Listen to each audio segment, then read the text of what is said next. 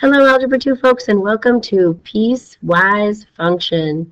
Yeah, I hope you get that. That's the peace sign. There's an owl, because owls are wise, and f of x is a function. All right, you need some graph paper, you need a pencil, and you need a calculator. And we will get started. So our learning target today is given the equation. So now instead of given the graph, I'm going to be given the equation. You can graph the function. All right, so we're kind of going backwards here. So what is a piecewise function again? Let's be reminded. A piecewise function is made up of pieces of different functions because they have different domains or x values. They are not inequalities. There's no shading. There's no dashed lines. They are simply pieces of different graphs. Okay, so remember it's f of x. It just looks like a y. Okay, the same thing. So I have f of x equals two different pieces. Okay, so the first thing I'm going to do is I am going to talk about this graph. And where is it graphed?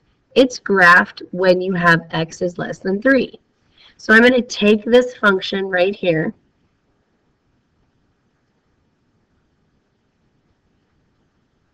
Okay, this is my y. And I'm going to graph it where x is less than 3. Well, I'm going to use the 3, but remember when I do the 3 on the graph, I'm going to have it as an open circle. So over here on the left-hand side, I'm going to write a little open circle so that I remember that when I graph it over here, it has an open circle. Now I'm going to use numbers that are less than 3, 2, and maybe 1. Okay, so now I'm going to plug the 3 in. 1 times 3 is 3. 3 minus 4 is negative 1. I'm going to plug the 2 in. 2 times 1 is 2. Minus 4 is negative 2. 1 times 1 is 1. Minus 4 is negative 3. And I'm going to come over here, and I'm going to graph 3, negative 1, and I'm going to have an open circle there. Oops. Open circle. I'm going to do 2, negative 2. And I'm going to do 1, negative 3. Now, I want everything less than 3, so I would have done 0, negative 1. I don't need to do all those points. I can just draw my line and put my arrow on there. Okay. Now I'm going to pick up a different color, and I'm going to do the bottom one in blue. Okay, but this time I want where x is greater than or equal to 3. So this time I want 3 to be included, so I'm going to make a solid dot there. And then I want 4 and 5 and 6 and dot, dot, dot, dot, and 7 and 8.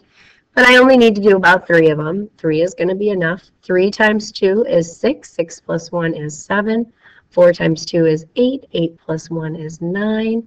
5 times 2 is 10. Plus 1 is 11. And so on. So I'm going to go to 3, go all the way up to 7, and make a closed circle.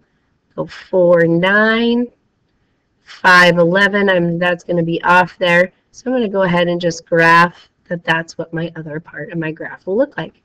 I have taken the equation of the piecewise function, split it into two different tables, and graphed each part. Okay, let's do another one. Okay, this time I have an absolute value. That means I'm going to have a V. Okay, and I want all the values that are 5 and less. So 5, excuse me, but not including 5, and then everything less than 5. Okay, but here's the deal. When I do a V, I have to make sure that I get the vertex. Okay, so what would the vertex of this be? The vertex of this would be right 3. So it would be 3, 0. So I have to make sure that I get my V in there. If I don't get my vertex in there, then I'm not going to see that absolute value well enough. So, and then I'm going to graph maybe one more point on the other side of the V. So this should be enough values as long as I have my V in there to see the whole graph. So this would be negative 3. I put a 5 in there. 5 minus 3 would be 2. Absolute value of 2 is 2. 4 minus 3 is 1. Absolute value of 1 is 1. 2 minus 3 is -1. Absolute value of -1 is 1. And then I'm going to plot these, remembering that this will be an open circle. Oops, that should be a -3, sorry.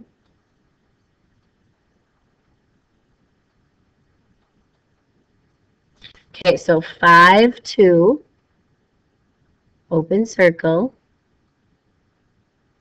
4, 1, 3, 0, 2, 1. Oh, and look at there. And it's going to go on and on and on and on forever. So there's part of the V that I did graph in blue. Okay, now I'm going to take another color.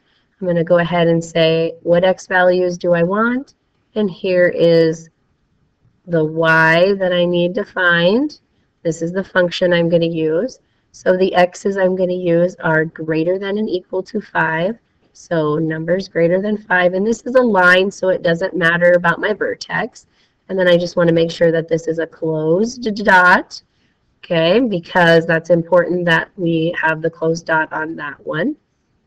So half of 5 is 5 halves, or 2.5, and 2.5 minus 2 would be a half. 6 halves would be 3. 3 minus 2 would be 1. 7 times a half would be 7 halves. That would be 3.5 minus 2, which would be 1.5. And half of 8 would be 4. 4 minus 2 would be 2. Excuse me. Go to 5 and then a half and make a closed circle. And 6, 1, 7, 1.5, 8, 2, graph your line. Okay, so there is the piecewise function for this equation. All right, let's try another one. Okay, this time I've got 3 different lines. Okay, here I might not need the tables because notice how these are flat lined lines. They have a 0 slope. And we know that 0 slope are just horizontal lines at that number. So we probably don't need tables here. So we go 3, and we could draw a whole line there, but excuse me, we don't want a whole line at 3. We only want to graph 3 from 0 to 2. So I'm going to go to 3, and at 0, I'm going to have an open circle, and then I'm going to graph it all the way to 2 with a closed circle. Okay, and then I'm going to go to 1, and I'm going to graph 1 from 2 to 4. So 2 is an open circle, and all the way to 4 is a closed circle. And then I'm going to go to 5, and at 4 I'm going to have an open circle, and then all the way to 6 I'm going to have a closed circle. And then that would be my graph. If you wanted to, you could go ahead and say your y is always 3, and you're going to use 0, 1, and 2. Open circle at 0, closed circle at 2. You could say for the next one, your x values are 2, open circle, 3, 4, closed circle, and your y values are always 1. Okay? And then for the last one, if you wanted to make a table, you could say your x values are 4, 5, and 6, open circle at 4, closed circle at 6, and the y values would always be 5.